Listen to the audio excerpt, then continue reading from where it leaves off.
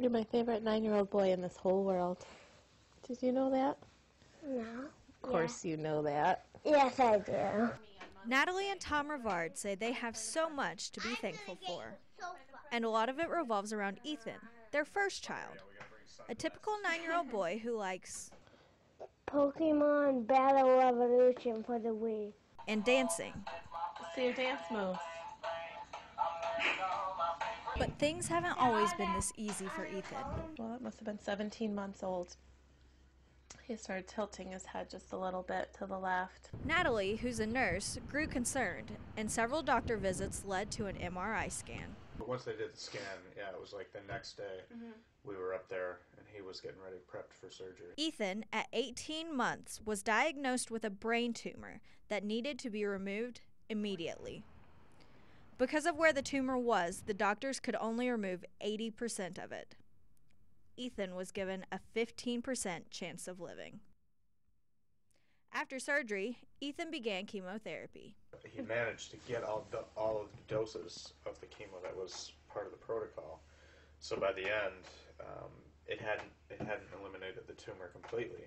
So the next step in the protocol was to do radiation. Chemo had already ravaged Ethan's body. I always said if I could trade places with him and take away the pain, like I would go through 100 of those treatments. Tom and Natalie were hesitant about radiation, but they ended up going ahead with it because The choice was hospice or radiation. But now, Considering what they told us for his outcome, you know, he is walking and talking and learning and laughing and just really loving his life. And he's got some deficits, slight ones, manageable ones. today, Ethan is a boy in remission from cancer and full of questions. When the Rivards didn't have the answers, they turned to a place that did.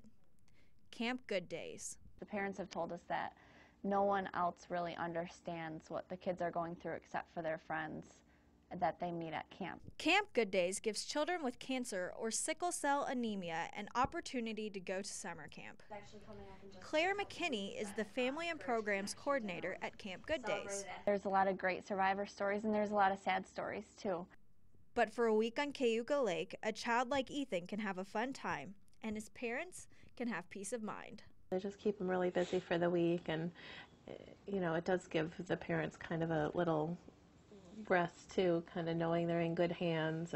Tom and Natalie say they enjoy some quiet time while Ethan's gone. But they still remember those cancer days, and they don't take Ethan's presence at home for granted. You know, with each day, we just are happy in the morning when we hear his voice. Especially since they've seen what it's like to nearly lose the sound of that voice. Everybody's a winner. In Syracuse, I'm Rebecca Franklin, NCC News. It said, No, I could you do. No, I got you. I can't see.